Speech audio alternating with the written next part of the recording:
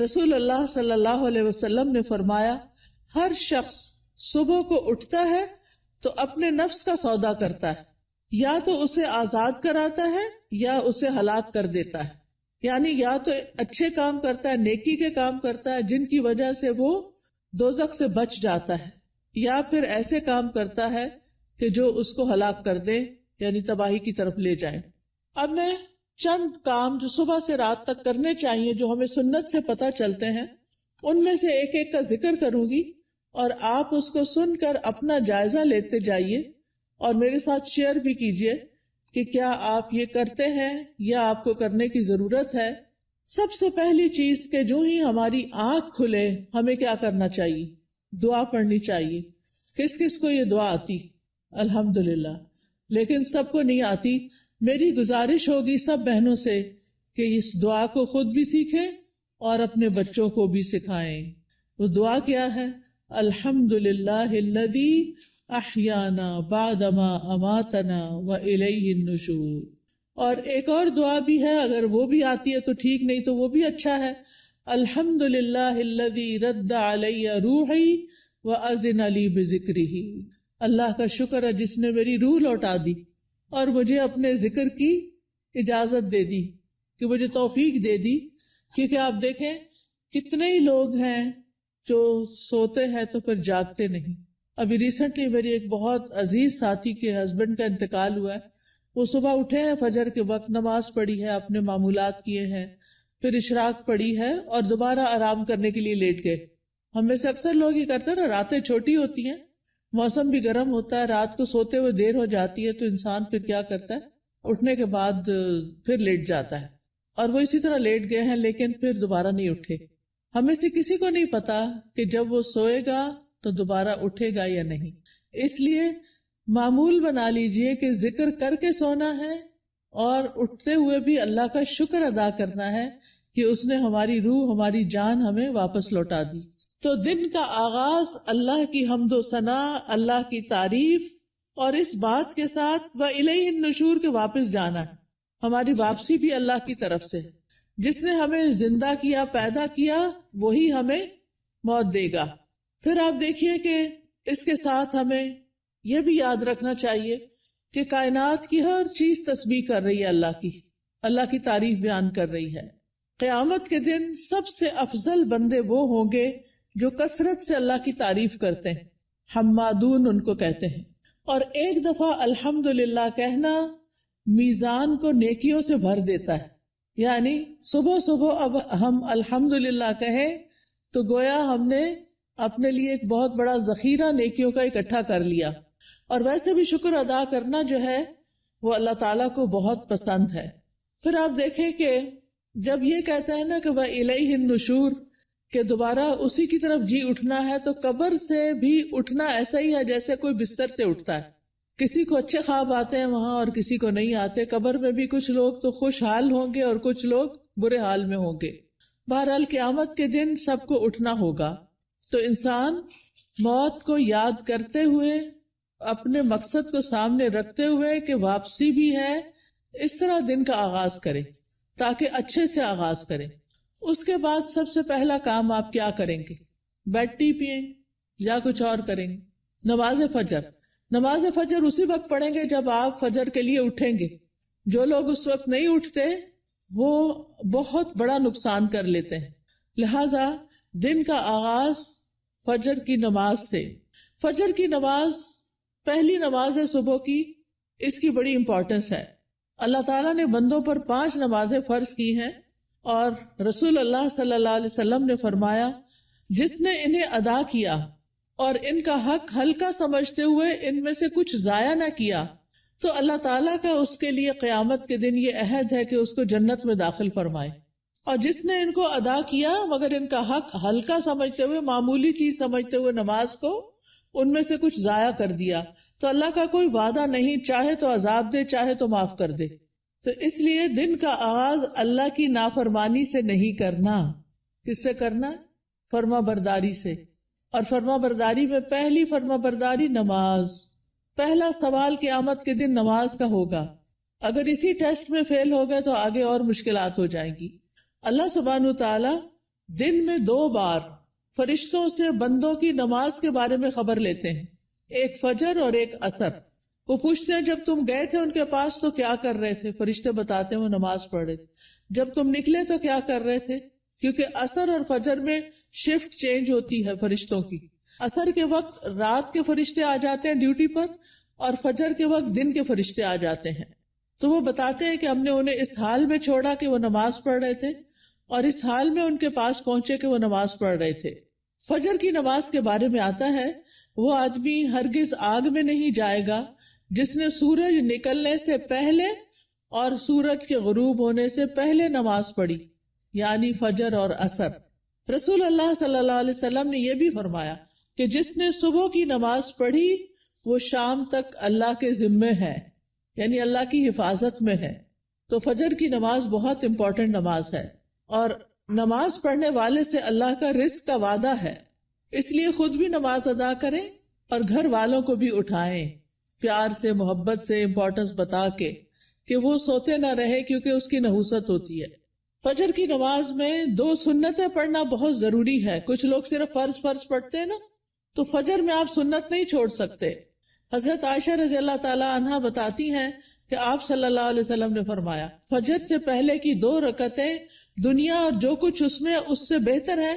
نبی صلی اللہ علیہ وسلم نے ان 2 رکعتوں کو دنیا کی ہر چیز سے قیمتی قرار دیا۔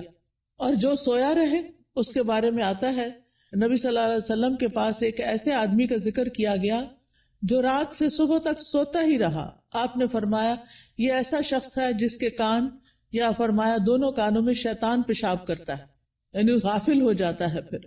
اور اسی طرح ایک اور خواب آپ صلی اللہ علیہ وسلم کا، اس میں آپ کو دکھایا گیا کہ ایک شخص تھا جس کا سر پتھر سے کچلا جا رہا تھا۔ وہ قرآن کا حافظ تھا لیکن قرآن سے غافل ہو گیا اور فرض نماز پڑھے بغیر سو جاتا تھا، یعنی نماز نہیں پڑھتا تھا اور سویا رہتا تھا۔ نماز پڑھتے ہوئے ایک چیز یہ بھی خیال کرنی ہے کہ خشوع کے ساتھ نماز پڑھنی۔ خشوع کا مطلب رونا نہیں ہوتا بلکہ دل کا متوجہ ہونا ہوتا ہے، یعنی شعور کے ساتھ رب سے مناجات کریں، اطمینان اور خشوع سے سجدہ کریں، یعنی پورے سکون کے ساتھ، کیونکہ ایک سجدے کی وجہ سے اللہ تعالیٰ ایک درجہ بڑھا دیتے ہیں اور ایک گناہ مٹ جاتا ہے۔ نماز کے فوراً بعد کیا کرنا چاہیے؟ اذکار، شابش۔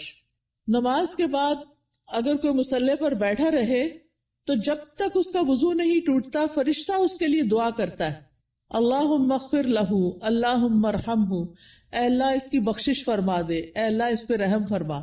یعنی آپ مصلی پہ بیٹھے ذکر کر رہے ہیں، تسبیحات پڑھ رہے ہیں، دعائیں کر رہے ہیں، اور فرشتہ آپ کے لیے دعائیں کرنا شروع ہو گیا ہے۔ تو ہم میں سے ہر ایک کو فرشتوں کی دعائیں لینی چاہیے۔ اسی طرح ہر نماز کے بعد 33 بار سبحان اللہ، 33 بار الحمدللہ اور 34 بار اللہ اکبر پڑھنا چاہیے، اور آخر میں لا الہ الا اللہ وحدہ لا شریک لہ لہ الملک ولہ الحمد وہو علی کل شیء قدیر پڑھا جائے تو جو ایسا کرے گا اس کے سارے گناہ معاف کر دیے جائیں گے۔ ٹھیک ہے، چاہے وہ سمندر کی جھاگ کے برابر ہو۔ کتنی بڑی بات ہے نا یہ، اس لیے اس کا اہتمام کیا رکھنا ہے۔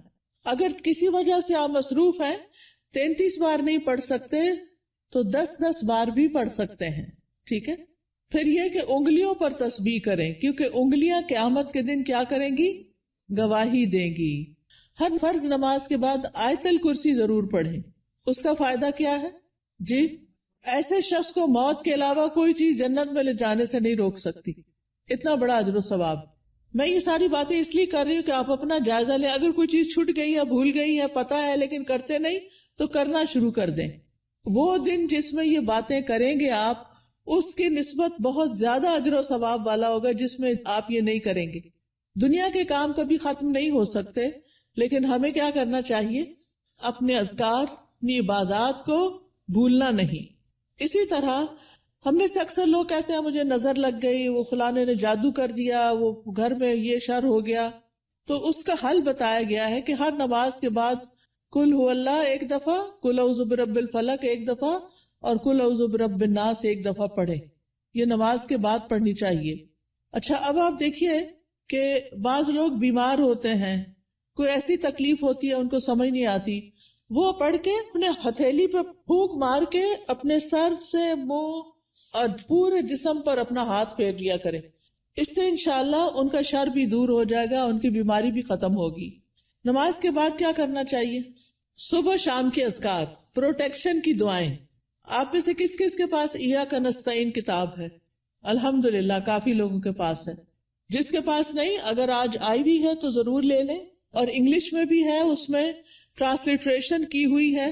اگر عربی نہیں پڑھ سکتے بچے تو ان کو انگلش میں پڑھنی آ جائے تو وہ بچوں کو ضرور ساتھ ساتھ سکھائیں. ہر ماں خود اپنے پڑھنے کے ساتھ اپنے بچوں کو بھی سکھائے. تو اگر زبانی یاد نہیں تو دیکھ کے پڑھ لیجئے. انشاءاللہ جب آپ پروٹیکشن کی دعائیں پڑھیں گے تو آپ نظر سے، حسد سے اور بہت سے شر سے بچ جائیں گے. ٹھیک ہے نا؟ ایسا نہیں کہ لوگوں کی نظر تیز ہوتی ہے، ایسا ہے کہ ہمارے اوپر پروٹیکشن وال نہیں ہوتی کیونکہ ہم اذکار نہیں کرتے. اور پھر آپ دیکھیے کہ اگر کوئی شخص آپ میں سے جیسے بزرگ خواتین جن پہ بچوں کی، چھوٹے بچوں کی ذمہ داری نہیں یا گھر کے بہت سارے کام کاج نہیں، تو وہ فجر کی نماز سے سورج طلوع ہونے تک بیٹھے رہے مصلی پر.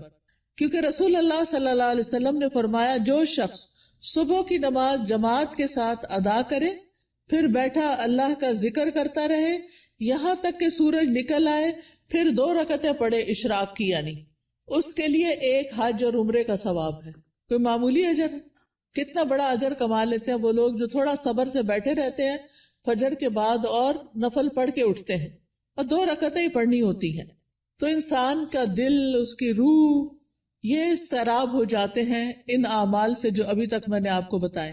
آپ کے لیے خیر و برکات کے دروازے کھل جاتے ہیں، دنیا اور آخرت میں سلامتی کا ذریعہ ہے، عظیم اجر و ثواب کا ذریعہ ہے، شر کے آنے سے پہلے، تکلیف کے آنے سے پہلے، واقع ہونے کے بعد اسے ہٹانے کا ذریعہ ہے. یہ دعائیں، یہ جو میں بتا رہی ہوں نا پروٹیکشن کی دعائیں جو ہیں، رب کے سامنے فقر اور عاجزی کا اظہار بھی ہے، اللہ تعالیٰ کی نعمتوں کا اعتراف بھی ہے. اور یہ ایسے ہی ہے جیسے کوئی دشمن سے بچنے کے لیے اپنے آگے کوئی بال کھڑی کر لے. تو انشاءاللہ اگر ساری نہیں بھی پڑھ سکتے تو معوذتین، بسم اللہ الذی لا یضر، اعوذ بکلمات اللہ التامات من شر ما خلق، اور کچھ اور مختصر دعائیں پڑھ کے اپنے اوپر بھی پڑھیں اور بچوں کو بھی پڑھنا سکھائیں. اس کے بعد کیا کریں گے یہ بتائیے؟ تلاوت کریں، چاہے تھوڑی سی کیوں نہ کریں. اور اگر میں سمجھتی ہوں بچوں کے اسکول جانے کا وقت ہوتا ہے تو اپنی تلاوت کا وقت نہیں رہتا، پھر آپ کیا کریں؟ اپنے فون پر قرآن مجید کا کچھ نہ کچھ حصہ ریگولر لگا دیں. کوئی پورے قرآن کو ڈاؤن لوڈ کر لیں، اب تو ایسی ویب سائٹس بھی ہیں، وہاں سے آپ شروع کریں، الحمد سے الناس تک پورا کریں. ہر روز تلاوت لگا دی، بچے بھی تیار ہو رہے ہیں، آپ بھی کچن میں کام کر رہی ہیں اور ساتھ ساتھ تلاوت سنیں. کیوں؟ ان الذین یتلون کتاب اللہ واقاموا الصلاۃ وانفقوا مما رزقناہم سرا وعلانیۃ یرجون تجارۃ لن تبور. بے شک جو لوگ اللہ کی کتاب کی تلاوت کرتے ہیں، اور تلاوت کا عربی میں معنی فالو کرنا بھی ہوتا ہے، سمجھ کے پڑھنا، اور انہوں نے نماز قائم کی اور جو کچھ ہم نے انہیں دیا ہے اس میں سے انہوں نے پوشیدہ اور ظاہر خرچ کیا، وہ ایسی تجارت کی امید رکھتے ہیں جو کبھی برباد نہ ہوگی. یہ لوگ اللہ کے ساتھ ایک بزنس کر رہے ہیں. یہ چیزیں یہ پڑھتے ہیں، تلاوت کرتے ہیں، قرآن پڑھتے ہیں، لوگوں پہ خرچ کرتے ہیں، تو یہ اللہ کے ہاں ایسا اجر، اتنا پروفٹ پائیں گے کہ سوچ بھی نہیں سکتے، تاکہ وہ انہیں ان کے اجر پورے پورے دے اور اپنے فضل سے انہیں زیادہ بھی دے. بے شک وہ بے حد بخشنے والا نہایت قدردان ہے. تو پیاری بہنوں، تلاوت کو نہیں چھوڑنا، چاہے ایک صفحہ ہی کیوں نہ ہو، ایک ربع ہی کیوں نہ ہو، ہاف جز کیوں نہ ہو، ایک پارا کیوں نہ ہو. میرے ایک بہنوئی تھے، فوت ہو گئے، اللہ تعالیٰ ان پہ رحم فرمائے. وہ چاند کی پہلی تاریخ کو پہلا سپارہ پڑھتے اور آخری کو آخری سپارہ پڑھتے، اور اس طرح ہر مہینے پورا قرآن ختم کر لیتے. تو جن لوگوں کی بہت زیادہ مصروفیات ہیں، ریٹائرڈ لائف گزار رہے ہیں، ان کو کیا کرنا چاہیے؟ قرآن کی تلاوت زیادہ کرنی چاہیے، کیونکہ قرآن جو ہے یہ غموں کا علاج ہے، شفا ہے، سکون کا ذریعہ ہے، اس لیے اس کو نہیں چھوڑنا. ایک حرف پڑھنے کا کتنا اجر ہے؟ 10 گنا. ایک حرف الف پڑھیں گے تو 10 نیکیاں، لام پڑھیں گے تو 10 نیکیاں، میم پڑھیں گے تو 10 نیکیاں. کیا کوئی اور کام کرنے سے اتنا پروفٹ آپ گین کر سکتے ہیں؟ نہیں. ہاں ایک مشکل ہے، کچھ لوگوں کو پڑھنا نہیں آتا، یا ان کی تجوید ٹھیک نہیں، یا وہ ڈرتے ہیں کہ کوئی سن لے گا تو پھر کیا ہوگا. تو ایسی صورت میں ان کو اپنی تجوید ٹھیک کرنی چاہیے. اس کے لیے میں آپ کو ایک طریقہ بتاتی ہوں، اور وہ طریقہ ہے ایک ایپ ڈاؤن لوڈ کر لیں، لرن قرآن. کس کس کے پاس ہے یہ ایپ؟ 8-10 لوگوں کے پاس ہے، زیادہ نہیں ہے. آپ یہ ایپ اگر ڈاؤن لوڈ کر لیں. اچھا، قرآن پر آل کس کے پاس ہے؟ وہ بھی تھوڑے سے لوگوں کے پاس ہے. ان دونوں میں سے کوئی بھی ایپ آپ ڈاؤن لوڈ کر لیں. یہ آپ آئی فون پہ بھی کر سکتے ہیں اور اینڈرائیڈ پہ بھی کر سکتے ہیں. ٹھیک ہے، اس میں آپ تجوید سیکشن پہ چلے جائیں. تجوید پہ جائیں گے تو وہاں آپ کو ایک ایک آیت کہلوائی ہوئی ملے گی. پہلے ٹیچر پڑھے گی، پھر پیچھے آپ پڑھیں گے. تو آپ کیا کریں، جب ٹیچر پڑھ رہی ہو غور سے سنیں، جب اسٹوڈینٹس آگے پڑھے آپ بھی ساتھ شامل ہو جائیں. تو اس طرح روز پڑھتے پڑھتے آپ کی تجوید ٹھیک ہو جائے گی. کیونکہ بعض کا جب انسان بڑا ہو جاتا ہے نا، تو اس کو شرم آتی ہے کسی کے پاس جا کے غلطیاں نکلوانے کی، یا ٹائم نہیں ہوتا، یا فیس نہیں دے سکتے، یا کوئی اور مسائل ہوتے ہیں. تو آپ قرآن مجید کھول کے بیٹھ جائیں، آڈیو لگا کے بیٹھ جائیں، اور 7 انگلی رکھ کے ایک ایک آیت کو پڑھ پڑھ کے یاد کریں. اس کے مخارج ٹھیک کریں، ادائیگی ٹھیک کریں. ٹھیک ہے. جس گھر میں قرآن پڑھا جاتا ہو وہاں فرشتے حاضر ہوتے ہیں. ابو ہریرہ کہا کرتے تھے، بے شک قرآن پڑھنے کی وجہ سے گھر اپنے رہنے والوں کے لیے کشادہ ہو جاتا ہے. اس میں فرشتے حاضر ہوتے ہیں، شیاطین اس گھر کو چھوڑ دیتے ہیں اور اس کی خیر و برکت بڑھ جاتی ہے. یعنی اس گھر میں خیر و برکت ہوتی ہے جس میں کیا ہوتا ہے، قرآن کی تلاوت ہوتی ہے. آج آپ دیکھیں ہمارے بچے ویڈیو گیمز کے پیچھے دیوانے ہیں، قرآن پڑھنے کے لیے تیار نہیں. ہم اپنے پیچھے کیا چھوڑ کے جا رہے ہیں؟ آپ کو پتا نا، جب بچے قرآن پڑھتے تو ماں باپ کو بھی ثواب ملتا ہے کیونکہ انہوں نے ان کو پڑھوایا. لیکن اگر ہمارے بچے قرآن ہی نہیں پڑھ رہے تو مرنے کے بعد کون ہمارے لیے دعائیں کرے گا، کون ہمارے لیے کچھ کرے گا؟ تو اس لیے پیاری بہنوں، آپ ان کے لیے عملی نمونہ بنو، رول ماڈل بنو. آپ گھر میں ان کے بیچ میں بیٹھ کے تلاوت کرو، سیکھو. اگر نہیں تو انہیں بتایا، میں اب دیکھو اس ایج میں سیکھ رہی ہوں، چلو ہم سب مل کے سیکھتے ہیں. ان کو بھی ساتھ بٹھا لیں، چھوٹی سی گھر میں کلاس بنا لیں، 2-3 بچے اور آپ خود بیٹھ جائیں. اگر آپ کے ہسبینڈ بھی ساتھ بیٹھ جائے تو بہت ہی اچھا ہے. اگر یہ نہیں ہوتا تو کوئی ٹیچر ہائر کریں جو گھر پہ آئے، یا آپ اس کے پاس لے جائیں یا آن لائن پڑھائیں. لیکن اس فریضے سے آپ نے کوتاہی نہیں کرنی کہ بچوں کو قرآن سکھا کے جانا ہے دنیا سے. اور جس گھر میں قرآن نہیں پڑھا جاتا وہ اپنے رہنے والوں کے لیے تنگ ہوتا ہے، نحوست ہوتی ہے اس میں. فرشتے اس گھر کو چھوڑ دیتے ہیں، شیاطین آ جاتے ہیں، اور اس گھر کی خیر و برکت کم ہو جاتی. تب ہمارے اوپر ہے نا، ہم کیا چاہتے ہیں. قرآن مجید صرف موبائل سے نہیں پڑھیں، وہ بھی ٹھیک ہے اگر نسخہ نہیں ہے آپ کے پاس، لیکن مصحف ہونا چاہیے. اور مصحف کو اپنے سرانے رکھا کریں. سرانے سے مطلب بیڈ سائڈ ٹیبل ہے نا، وہاں رکھا کریں. کیونکہ قبر میں بھی قرآن سرہانے کی طرف سے آئے گا اور بچائے گا. اگر دنیا میں ساتھ نہیں رکھا نا، قبر میں نہیں آئے گا. سمجھ آ گئی بات؟ تو ابھی سے اس کو پاس رکھے، ساتھی بنائیں، تاکہ قبر میں بھی وہ آپ کے ساتھ ہو. حدیث میں آتا ہے، آدمی کو جب اس کی قبر میں لایا جاتا ہے تو فرشتہ اس کے سر کی طرف سے عذاب دینے کے لیے آتا ہے. تو تلاوت قرآن اسے دور کر دیتی ہے. قبر میں عذاب نہیں دینے دیتے، وہ کہتے پیچھے جاؤ. جب فرشتہ سامنے آتا ہے تو صدقہ اسے دھکیل دیتا ہے. جب پاؤں کی طرف آتا ہے تو مساجد کی طرف جانا اس کو دھکیل دیتا ہے. ٹھیک ہے. پھر آپ دیکھیے کہ تلاوت کر لی آپ نے، تو آپ اب اٹھ کے 2 نفل پڑھ لیں اگر آپ نے پہلے نہیں پڑھے تلاوت سے، ورنہ فجر کی نماز پڑھ کے تلاوت شروع کر دیں اور پھر اشراق کے نفل پڑھ لیں. تو ٹائم بھی پاس ہو جائے گا، حج عمرے کا ثواب بھی ملے گا. یہ 2 نفل جو ہیں سارے جوڑوں کا صدقہ ہے. میں اکثر لوگوں کو بتاتی ہوں، اگر آپ کے جسم میں آپ کو جوائنٹس پین ہے تو آپ یہ تجربہ کر کے دیکھیں، اپنے سارے جوڑوں کا صبح صبح صدقہ دیں، 2 نفل پڑھیں، آپ کی تکلیف دور ہو جائے گی. کیونکہ میں نے یہ پرسنلی ایکسپیرینس کیا. پھر آپ دیکھیے، ہر روز اپنے نفع مند علم میں اضافہ کریں. چاہے کوئی اچھا لیکچر سنیں، چاہے کوئی کلاس جوائن کریں، چاہے کوئی کتاب پڑھیں. تو علم نافع جو ہوتا ہے وہ 2 طرح کا ہوتا ہے. ایک دینی اور شرعی علم، جس میں ہم قرآن کا ترجمہ سیکھتے ہیں، تفسیر سیکھتے ہیں، جس میں ہم دعائیں سیکھتے ہیں، جس میں ہم نماز کا طریقہ سیکھتے ہیں، سیرت کے بارے میں سیکھتے ہیں، احادیث پڑھتے ہیں. یہ دینی علوم ہے. اور دنیاوی علم جس سے انسان دوسروں کو فائدہ پہنچا سکے، جیسے طب ہے، ڈاکٹر بننا ہے، بزنس ہے، ایگریکلچر ہے، انڈسٹری کے بارے میں جاننا، آئی ٹی کے بارے میں، یہ ساری تعلیم حاصل کرنا تاکہ آپ دوسرے لوگوں کو فائدہ پہنچا سکیں اور اپنی ارننگ بھی کر سکیں. تو یہ بہت فائدے کی چیز ہے کہ اب آپ نے نماز، قرآن تلاوت، اشراق سب کر لی، اب یا اپنی جاب پہ جائیں یا پھر اگر گھر میں ہے تو گھر کے کام کاج کریں اور اس کے بعد اپنا نالج بھی بڑھائیں. اس کے لیے آپ سیکوینس کے ساتھ لیکچر سنا کریں. کبھی حدیث سے شروع کر لی ہے تو وہ سارے لیکچرز پورے کر لیں، ہر روز ایک ایک کر کے. اگر تفسیر شروع کر لی ہے تو اس کو شروع کر کے آگے تک لے جائیں، لیکن اپنے علم میں پختگی لائیں. اور اگر ہو سکے تو کوئی نہ کوئی کلاس جوائن کریں. رسول اللہ صلی اللہ علیہ وسلم نے فرمایا، جو شخص صبح کے وقت اس لیے مسجد کی طرف نکلا کہ بھلائی سیکھے یا سکھائے تو اس کے لیے پورا حج ادا کرنے والے کے مثل اجر ہے. اتنا بڑا اجر ہے. یاد رکھیں، علم سیکھنے اور سکھانے کے لیے وقت مقرر کریں، جگہ مقرر کریں، ورنہ اگر آپ صرف چلتے پھرتے ہی سن رہے ہیں تو پکا علم نہیں آئے گا. کوئی بات سمجھ آئے گی، کوئی نہیں آئے گی.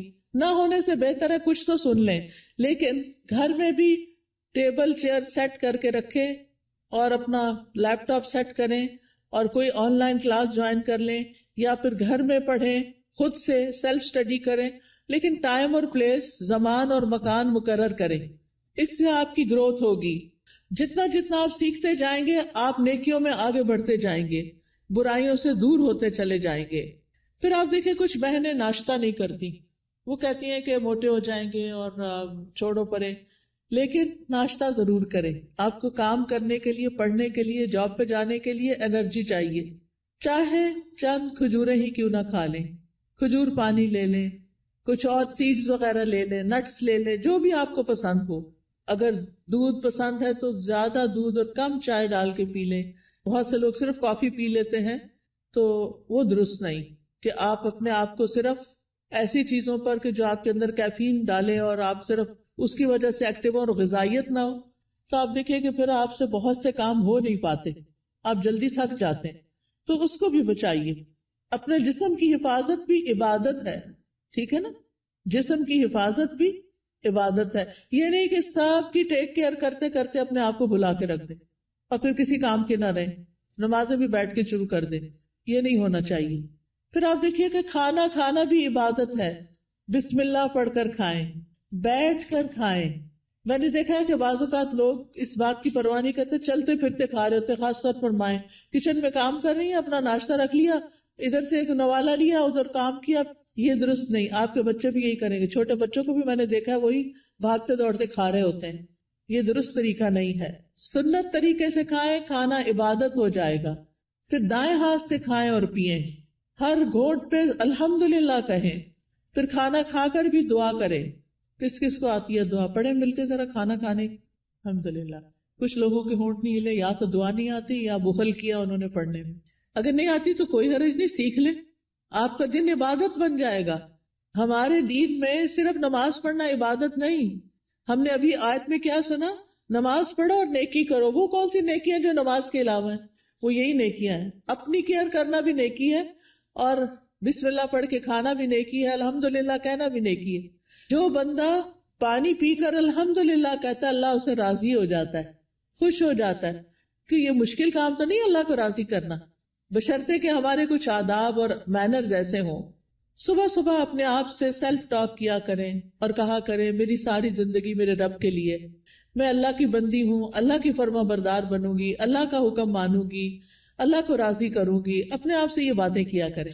میں ہر کام اللہ کی پسند کا کیا کروں گی، کیونکہ جو آپ سوچتے ہیں، بولتے ہیں، پھر وہ کرتے بھی ہیں. ٹھیک ہے نا؟ کیونکہ ہمارے دل میں کیا ہوتا ہے، فلاں کیا کہے گا، اس کو خوش کرنا، اس کو راضی کرنا، فلانا کام کرنا، فلانا. ٹھیک ہے وہ سب کریں، لیکن اپنا خیال بھی رکھیں. ہم نماز پڑھ کے بھی عبادت کرتے ہیں، ہم مخلوق کا خیال رکھ کے بھی عبادت کر رہے ہوتے ہیں، اور ہم اپنے عادات کو اچھا بنا کے بھی عبادت کر رہے ہوتے ہیں. تو ہمیں اپنا ایمان بھی بڑھانا ہے اور ایمان بڑھانے والا ماحول بھی قائم کرنا ہے. اپنے گھر کا ماحول، اپنے سوشل سرکل کا ماحول ایمان بڑھانے والا.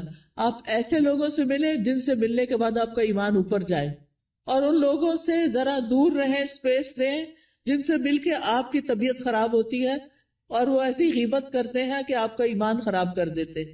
کیونکہ میں نے دیکھا ہے کہ بہت دفعہ خواتین سب بچے وغیرہ اسکول گئے، ہسبینڈ آفس گئے، اب کیا شروع ہو گئے، موقع مل گیا ان سب کی شکایتیں کرنے کا. کبھی اماں کو شکایت لگا رہے ہیں، کبھی دوست کو لگا رہے ہیں، روزانہ کی روٹین. کچھ لوگوں کو تو ہمیں فون کرنا ہی ہوتا ہے کہ ہمارے دوست ہوتے ہیں، آ نہیں سکتے، ہم جا نہیں سکتے، تو ہم فون پہ باتیں کرتے ہیں. اور اب تو فیس ٹائم اور پتہ نہیں کیا کیا باتیں کرنے کے ذریعے آ گئے ہیں دور بیٹھے لوگوں سے بھی. ایک دن ایک بچی نے مجھے فون کیا، رو رہی ہو. میں نے کہا کیا مسئلہ ہے، تمہیں کچھ اور کی طرف سے تکلیف ہے؟ نہیں کوئی تکلیف نہیں، تمہارے رزق کی کمی نہیں، وہ بھی کمی نہیں، میرے پاس ہر نعمت. میں نے کہا پھر کیوں رو رہی؟ کہتی وہ میری بھابھی نے میری امی کا جینا حرام کر رکھا ہے. میں نے کہا آپ کو کیسے پتا چلا؟ یعنی مجھے لیٹسٹ خبر دے رہی تھی کہ آج میری بھابھی نے یہ فساد گھر میں کیا. میں نے کہا وہ اللہ کے بندے آپ کو بتاتے کیوں ہیں؟ وہ یو کے میں رہتی تھی. میں نے کہا آپ پاکستان کی خبریں یو کے میں سن کے رو کے کینیڈا میں رپورٹ کر رہی ہیں، ساری دنیا کو سر پہ اٹھایا ہوا ہے. کیا فائدہ ایسی زندگی کا؟ اگر ہمارے گھر میں کوئی جھگڑا نہ تو اللہ کے واسطے بیٹیوں کو آرام سے اپنے گھر میں رہنے دیں، اپنے جھگڑوں کو گھر میں خود ہی نپٹا لیں. بہو کی شکایتیں بیٹی کو، بیٹی کی شکایتیں باپ کو، اس کو یہ چھوڑ دیں. یہ سکون برباد کرنے والی چیزیں ہیں. بات کریں تو علم کی بات کریں، اچھی کسی کو کھانا پکانے کی ٹپ دیں، کوئی بیمار ہے تو اس کو صحت کے لیے کوئی مشورہ دیں، لیکن اس قسم کی باتیں نہ کریں کیونکہ یہ غیبت ہے. اور آپ کی نے جو وہ صبح سے وہ اٹھی ہوئی ہے نا اور جو کچھ کیا ہے سب صفائی ہو جائے گی، شام ہونے سے پہلے سب کچھ ختم. تو اس لیے بہت ضروری ہے کہ ہم کیا کریں، اپنی زندگی کا جائزہ لیں کہ کون سی چیزیں ایمان بڑھانے والی ہیں اور کون سی گھٹانے والی ہیں. ایمان گھٹانے والے کام، گناہ کے کام، نافرمانی کے کام، جھوٹ اور بخل. پھر آپ دیکھیں کہ اپنے جسم اور اپنی روح کا خیال کرنے کے لیے اپنے آپ کو صاف ستھرا رکھیں، یہ بھی عبادت ہے. آپ نے وہ حدیث سنی ہوگی نا، صفائی نصف ایمان ہے. وہ بچپن میں رٹا دیتے ہیں. اپنے جسم کی صفائی، ایکسٹرا بالوں کی صفائی، اپنے کپڑوں کی صفائی، اپنے گھر کی صفائی پہ لگ جائیں. اور کس نیت سے کہ یہ عبادت ہے. میں اپنا ماحول صاف کر رہی ہوں، اپنے گارڈن کو صاف کر رہی ہوں، اپنی کھڑکیاں صاف کر رہی ہوں، جو بھی کریں. اور ایک ہی دن میں سب کچھ نہیں کریں، پھر نماز بھی نہیں پڑھی جائے گی. اپنا اسکیجول بنا کے سیٹرڈے کو یہ کرنا، سنڈے کو یہ، منڈے کو یہ، اور کس کام میں کس کو ساتھ لگانا ہے. بچوں کو لگانا ہے، ہسبینڈ کو لگانا ہے، اپنی کسی فرینڈ کو بلا کے ساتھ لگانا ہے. وہ سارا کچھ لکھ کے رکھ لیں اور اکیلی اپنی جان پہ زیادہ بوجھ نہ ڈالیں. ٹھیک ہے. پھر اپنے جسم، ناخن، بال، دانتوں، ان سب کی صفائی کا اہتمام. مسواک رب کو راضی کرنے کا ذریعہ ہے. پھر وضو کے بعد کی دعا، پھر اذان سن کے اس کی دعا. پھر کوئی بھی ایسی چیز جو آپ کو پریشان کرتی ہے اس کے بارے میں اپنے رب پر توکل کہ یا رب تو ہی کرنے والا ہے، میں تیری ہی طرف رجوع کرتی ہوں، تجھ سے ہی دعا کرتی ہوں. اور رب سے دل ہی دل میں باتیں کیا کریں. کسی بھی طرح کے حالات ہوں، اللہ کی رحمت سے نا امید نہ ہوں، اللہ کی رحمت سے پر امید رہیں. باہر گروسری کرنے جا رہے ہیں، کوئی بھی کام کر رہے ہیں، اس کے ساتھ اپنا غور و فکر اور ذکر جاری رکھیں. تمام دن اللہ کے ذکر سے اپنی زبان کو تر رکھیں. یعنی دنیا کے کام کرتے ہوئے جب زبان یعنی کہ خالی ہے، کچھ بھی بولنے کو نہیں، تو اللہ کا ذکر دل ہی دل میں اور زبان سے کرتے رہیں، کیونکہ اس سے آپ کے دل میں سکون رہے گا، آپ کی روح سرشار رہے گی. ایک دفعہ سبحان اللہ اور الحمدللہ کہنے سے زمین آسمان بھر جاتا ہے. اور یہاں پر کچھ کارڈز بھی ہم آپ کے لیے لائے ہیں جن میں اذکار ہیں، تو اپنے کام کاج سے فارغ ہو کے آپ وہ ذکر کر سکتے ہیں، جیسے یہ تسبیحات ہیں. پھر اسی طرح اگر آپ کو رزق کی تنگی ہے تو یہ رزق میں کشادگی کے لیے دعائیں ہیں. پھر اگر کسی اہم کام میں آپ کو مشورہ کرنا تو یہ استخارہ ہے، استخارہ کیسے کریں اور اس کی دعا. پھر اسی طرح اللہ کا شکر ادا کرنے کے لیے یہ الحمدللہ کا کارڈ ہے.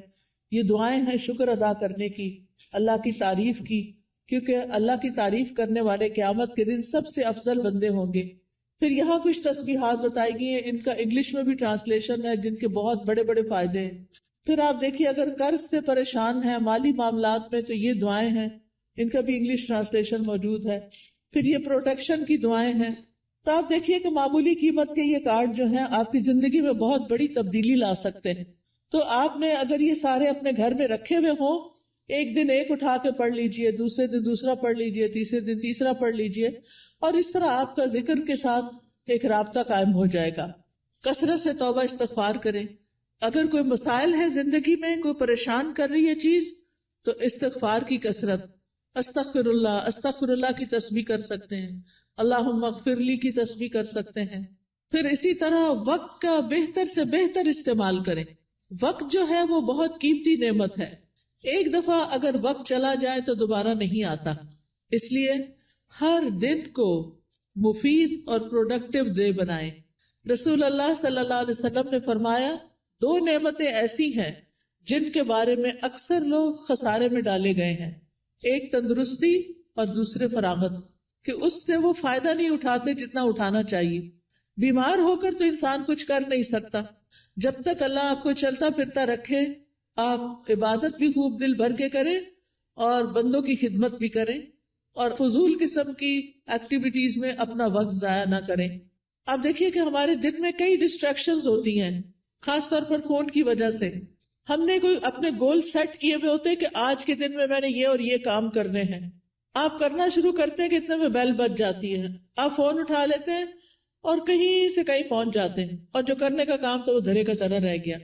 تو اس چیز سے بھی آپ نے کانشیس رہنا ہے.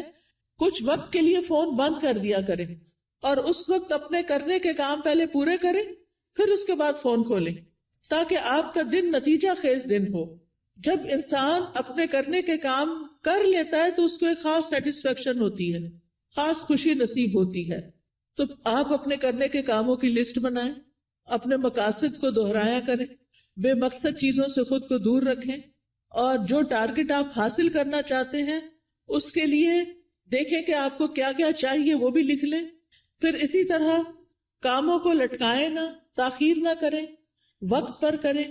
روٹین بنائیں تو کام سارے ہی ہو جائیں گے، کیونکہ ہیپ ہیزرڈ کبھی کچھ کر لیا، کبھی کچھ کر لیا، کبھی کچھ کر لیا، بہت وقت ضائع ہوتا ہے. ایک کام کرتے ہوئے آپ کو یہ پتا ہونا چاہیے کہ نیکسٹ کیا کرنا ہے مجھے. یہ نہیں کہ اوہو آج میں یہ تو کرنا بھول ہی گئی، یہ تو پڑھا ہی نہیں، یہ تو کیا ہی نہیں. پھر آپ دیکھیے کہ جتنے بھی اطاعت کے کام، عبادت کے کام ہوتے ہیں، اس میں مشقت لگتی ہے، محنت لگتی ہے. اس کے لیے اپنے نفس سے جہاد کرنا پڑتا ہے، اپنے نفس کو کنٹرول کرنا پڑتا ہے، کیونکہ کامیاب بھی وہی ہوتا ہے جو نفس کا تزکیہ کر لیتا ہے. قد افلح من تزکا وذکر اسم ربہ فصلی، فلاح پا گیا جس نے پاکیزگی اختیار کی اور اپنے رب کا نام یاد کیا پھر نماز پڑھی. یہ ہے کامیاب ہونے والے. لہذا دن بھر اپنی نمازوں کی حفاظت، کیونکہ نماز قبر میں ساتھ داخل ہوگی. بچوں نے بھی نہیں داخل ہونا، مال نے بھی داخل نہیں ہونا، کسی دوست نے بھی ساتھ نہیں جانا. جس چیز نے جانا ہے اس کی فکر سب سے پہلے کرے. نبی صلی اللہ علیہ وسلم سے سوال کیا گیا کہ سب سے افضل اعمال کون سے ہیں، تو آپ نے فرمایا نماز کو اس کے اول وقت پر ادا کرنا. ٹائم ہو تو بلا وجہ تاخیر نہ کریں، فوراً پڑھ لیں. اور پھر نماز کی 12 سنتیں بھی ادا کیا کریں دن بھر میں، کیونکہ ایسا کرنے والے کے لیے جنت میں گھر بنا دیا جاتا ہے. آپ دیکھیے کہ صرف 1 سال اگر کوئی شخص سنت موقدہ پڑھتا ہے تو نہ پڑھنے والے کے درمیان اور اس کے درمیان 4320 رکعتوں کا فرق پڑ جاتا ہے. یعنی ایک وہ شخص جو 12 رکعتیں پڑھتا ہے سال بھر، اور دوسرا صرف فرض پڑھ رہا ہے اور کوئی نہیں پڑھ رہا سنت، تو ان دونوں کے درمیان 1 سال میں اتنا فرق پڑ جائے گا. اگر 1 رکعت بھی وتر روز پڑھتے ہیں آپ تو سال میں 365 رکعتیں بنتی ہیں، یہ منیمم. لیکن کچھ لوگ وتر بھی نہیں پڑھتے، وہ اس سے بھی محروم. روزانہ چاشت کی 2 رکعتیں پڑھنا یا اشراق کی 2 رکعتیں پڑھنا اور نہ پڑھنا برابر نہیں، 703 رکعتوں کا فرق پڑ جاتا ہے. ٹھیک ہے، تو اس لیے اپنی سستی کی وجہ سے نمازوں سے غفلت نہ برتیں، سنتوں کی بھی حفاظت کریں. پھر یہ ہے کہ دن میں کوئی چوٹ لگ گئی، کوئی بری خبر سن لی، کوئی بچے کا کام ایسا آ گیا، کوئی دل کو ناخوشگوار کرنے والی چیزیں آ گئی، تو ایسے میں اللہ کی طرف فوراً رجوع کریں. کوئی بری خبر سن لی، فوراً اللہ کی طرف رجوع. اور پھر اس کے بعد ہر کام عبادت سمجھتے ہوئے کریں، چاہے کھانا پکانا ہے، چاہے صفائی کرنا ہے، چاہے کپڑے دھونا ہے. کھانا کھلانا جو ہے وہ افضل ترین عبادت ہے. قرآن مجید میں آتا ہے وَيُطْعِمُونَ الطَّعَامَ عَلَى حُبِّهِ مِسْكِينًا وَيَتِيمًا وَأَسِيرًا إِنَّمَا نُطْعِمُكُمْ لوجہ اللہ لا نرید منکم جزاء ولا شکورا، وہ اس کی محبت میں کھلاتے ہیں مسکین کو، یتیم کو، اسیر قیدی کو. کیا کہتے ہیں کھلاتے ہوئے؟ ہم تمہیں صرف اللہ کے چہرے کی خاطر کھلا رہے ہیں کہ ہم اللہ کا دیدار کرنا چاہتے ہیں، ہم تم سے نہ شکریہ چاہتے ہیں نہ بدلہ چاہتے ہیں. انا نخاف من ربنا یوما عبوسا قمطریرا، بے شک ہم اپنے رب سے اس دن کے بارے میں ڈرتے ہیں جو تیوری چڑھانے والا نہایت سخت ہوگا. تو ان کے ساتھ کیا معاملہ ہوگا؟ اللہ بھی ان کو قیامت کے دن کی مشقتوں سے بچا لے گا اور ان کو خوشی اور تر و تازگی ملے گی. فوقاہم اللہ شر ذلک اليوم ولقاہم نضرۃ وسرورا. تو اس لیے کھانا گھر والوں کو بھی پکا کے کھلائیں یا مہمانوں کے لیے پکائیں تو خوشی خوشی پکائیں، احسان نہ جتائیں اور ضائع نہ کریں. کپڑے دھونا، نہانا، بچوں کو نہلانا، گھر صاف کرنا، یہ سب صفائی اور طہارت کے اہتمام ہیں، یہ ایمان کو مکمل کرتے ہیں. پھر آپ دیکھیے کہ نیکیوں کے کام میں سستی نہیں کرنی. نیکی کا کوئی بھی کام، آپ کی دوست نے فون کر دیا کہ فلاں شخص بیمار ہے، غریب ہے، اس کے لیے مدد کرنی ہے، آپ بھی اپنا کچھ حصہ ڈال دیا، صدقہ کر دیا. تو نیکی کے ہر کام میں حصہ ڈالا کرے. حضرت ابوبکر کے بارے میں آتا ہے، نبی صلی اللہ علیہ وسلم کی مجلس میں لوگ بیٹھے ہوئے تھے، آپ نے پوچھا آج تم میں سے کس نے روزے کی حالت میں صبح کی ہے؟ حضرت ابوبکر رضی اللہ عنہ نے عرض کیا میں نے. آپ نے پوچھا آج کس نے مریض کی عادت کی؟ انہوں نے کہا میں نے. آپ نے پوچھا تم میں سے جنازے میں کس نے شرکت کی؟ انہوں نے کہا میں نے. آپ نے پوچھا کس نے مسکین کو آج کھانا کھلایا؟ تو ابوبکر کہتے ہیں میں نے رضی اللہ عنہ. تو نبی صلی اللہ علیہ وسلم نے فرمایا جب کسی شخص کے لیے ایک ہی دن میں یہ خصلتیں جمع ہو جائیں وہ جنت میں ضرور داخل ہوگا. یہ جنت میں جانے والے کام. اچھا ہمیں پتہ چلتا رہتا ہے کوئی بیمار ہے، جب کہتے اچھا اللہ اس کو شفا دے، بس ادھر ہی بیٹھ گئے، خبر نہیں لیتے. ہمیں پتہ ہوتا ہے کہ کوئی بھوکا ہے یا نہیں کھانا پکا سکتا یہ کھا سکتا، ہم کر سکتے ہیں تو ہم توجہ نہیں کرتے. ہم راشن کا انتظام کر سکتے، ہم کسی بھی طرح مدد کر سکتے ہیں، لیکن اس کی طرف توجہ کرنے کی ضرورت ہے. پھر اللہ کی نافرمانی سے بچیں، جہنم کو سامنے رکھتے ہوئے گناہوں سے بچیں. یعنی صرف نیکی کے کام کرنا کافی نہیں، گناہوں سے بچنا بھی بڑا ضروری ہے. پھر لوگوں کے ساتھ معاملہ کرتے ہوئے اچھے اخلاق سے پیش آئیں. سب سے پہلا حق آپ کے اوپر والدین کا ہے. زندہ ہیں تو ان کی زیارت کو جائیں، ان سے بات کریں، ان کے لیے دعائیں کریں، ملاقات کریں تو ان کی پیشانی چومیں، ہاتھ چومیں، کیونکہ والدین سب سے زیادہ حسن سلوک کے مستحق ہیں. نماز میں ان کے لیے دعائیں کریں. فوت ہو گئے ہیں تو ان کے لیے دعا کے علاوہ صدقہ کیا کریں. گھر والوں کے لیے باعث خیر بنیں. اپنے گھر والوں کو آگ سے بچائیں، ان کو نیکی اور دین کی طرف لا کر. پھر اسی طرح جہاں بھی بیٹھے خیر پھیلانے والے بنے، دوسروں کا بھلا کرنے والے، دوسروں کو فائدہ پہنچانے والے. کسی کو کوئی اچھا مشورہ دے دینا، کسی کا کوئی دل ہلکا کر دینا، کسی کو کوئی کسی چیز کے بارے میں رہنمائی کر دینا، علم سکھانا. آپ دیکھیے کہ بعض اوقات علم سکھانا مال خرچ کرنے سے بھی افضل ہے. کیوں؟ اس لیے کہ مال خرچ کرنے سے ختم ہو جاتا ہے اور علم سکھانے سے بڑھ جاتا ہے اور پکا ہو جاتا ہے. اس لیے چاہے اپنے بچوں کو سکھائیں، چاہے اپنے بہن بھائیوں کو، کچھ نہ کچھ چھوٹا موٹا کنٹریبیوشن کرتے رہا کریں. جو اچھی باتیں آپ کو پتہ چلی ہیں وہ دوسروں کو بھی بتائیں. اس کے لیے آپ کے گھر میں کتابیں ہونی چاہیے، آپ کو کوئی نہ کوئی کلاس جوائن کرنی چاہیے تاکہ آپ سیکھیں اور سکھائیں. اس کے لیے کوئی بہت پی ایچ ڈی کرنے کی ضرورت نہیں ہوتی، وہ چند لوگ بھی کر لے تو کافی ہو جاتے ہیں.